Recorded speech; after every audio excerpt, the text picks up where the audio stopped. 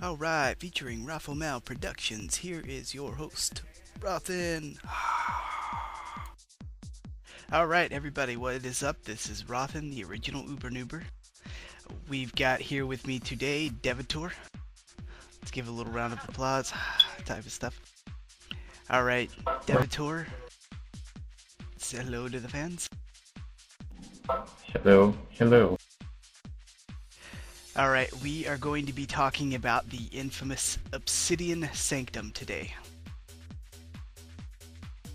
But first I want to give a little bit of background off to Devitor and myself so you guys know who you're raiding with. Got myself, I switched mains recently to Pwnage, and I'm in love with the Resto Druid, and I don't think I'll ever switch again. Dev? I myself am a PvP mage. Always played a mage. Right now I'm rolling a Frost Firebolt spec with all PvP gear. A PvP noob. Alright. It's good, it's good, it's good. But in all seriousness, let's start it up. Alright, you've just entered the instance, and what you're going to see is a big dragon, a lot of lava surrounding him.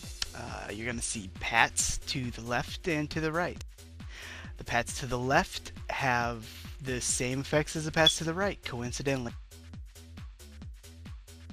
Doing a 10-man, you're going to have 2 tanks pull the 2 pats off to the side. 25, you're going to have the 4 tanks, or 3 tanks, whichever one you're doing. You're going to have those pulled off to the side. You're going to want to watch out for decurses. After that, we're up to the first boss. And I'm going to let Dev go ahead and start this one up. This is the left Drake.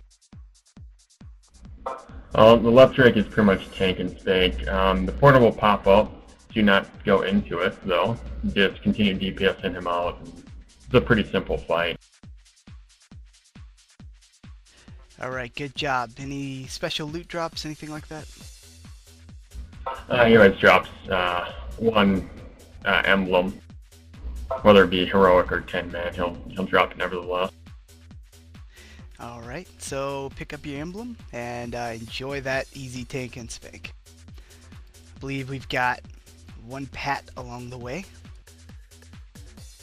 And you're up to the middle Drake, which is the fire buff Drake, I believe, right? Yep. Alright, so you've got your fire buff Drake, and I'm going to go ahead and take this one. So you're DPSing the fire buff Drake down. You're going to have many whelps come out. Oh, excuse me, shadow buff Drake. I'm sorry, I just got that in. Yeah, I was kind of thinking that.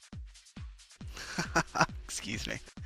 Well, you've got your shadow buff Drake. You're going to have many whelps come out of the portals. You obviously tank and spank, but it's a bit of a rush because most people want to try, not DPS the whelp eggs down and just DPS the boss down. There is another strategy in which you want to go ahead and just go in the portal, DPS the eggs down, and that leaves you a little bit more survivability than a DPS race. So Dev, I'm going to let you take over for the third and final dragon here. Well, I don't know too much about this one, but I know on every time that I've gone into there, we've always taken the portal and killed the guy inside first, instead of trying to stay outside and burn him down. Other than that, I don't really know too much about him. Alright, I think I can fill in the gaps there just a bit. We've got, he does the portals, and basically he's got a fire debuff. And you're going to see it. You're going to start taking, I think about 25% more fire damage, and he does a nice little fire breath. So basically what you want to do is when the portals pop up, you're going to have a tank go through there, whether it be on heroic or normal difficulty. You're going to have the tank the ad, and you're going to have about 9/10 of the raid, this including the main tank and the healers, to go through there and DPS the ad down, because if the ad actually does come out, he's going to start firebolting, I believe, onto the smaller ads. Oh, yeah. Don't forget, you gotta watch out for the little pancakes on the ground. Oh, they'll do a lot of damage. Oh, yes, yes, yes. The death pancakes. They can one-shot you in heroics, so be wary of what's under your feet, whether it be shoes or death pancake.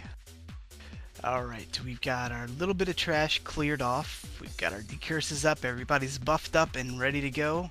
And we are on to Sartharion. Dev, I'm gonna let you take this one over because there's a lot of explaining to do here. Yeah, generally he's not the most difficult fight. He's fairly simple. You have to watch out for the flame walls, especially. That's the number one thing I notice people getting hit by. There's two types of flame walls that come up. One comes up from the right-hand side, and one comes up from the left-hand side. If the one comes up from the left-hand side, you need to move back. You move back to almost the tip of the little island you're sitting out in. If the one comes up from the right, you move forward. You'll be just about staying on top of the boss. He spawns quite a few ads. They just about completely pour into there. They're not the friendliest of things, and sometimes if they enrage you, you really have to take them down for DPSing the boss. Get a little bit of an echo there, but I think what you said was there was ads that spawn, the flame ads. Yep. Alright, and what you want to do with the flame ads is you want to go ahead and obviously take them down. Since they are ads, you need to drop the ads. You also need to watch out for the flame wall effect because this will enrage them. They will get 25% extra HP and damage increase. This is a big no-no. If you get stacked with a lot of these fuckers, you are going down very fast. Yeah, they really rip down the DPS if they get loose. Generally, you have a pally tank them and keep them away from the flame wall as much as possible. You know, if they do pop up, you might have to have your local mage put down a blizzard. Yep. Alright, so we've got our ads down, and we've got Sarth down. This is on normal or heroic, and we are going to actually check the loot box, see what dropped. So we've got our DPS leather shoulders that drop, the concealment shoulder pads, obviously for a rogue or a kitty druid. We've got our secondary Mantle of Eternal Sentinel leather shoulder pads. Those are a little bit leaning towards the boomkin side. You can use them as, you know, like a little, if it's an upgrade, you can use them as a shaman or something like that. Got our head mail Haline Helm of the Sniper. This is obviously our hunter piece. This is also enhancement shaman, if I'm correct on that one.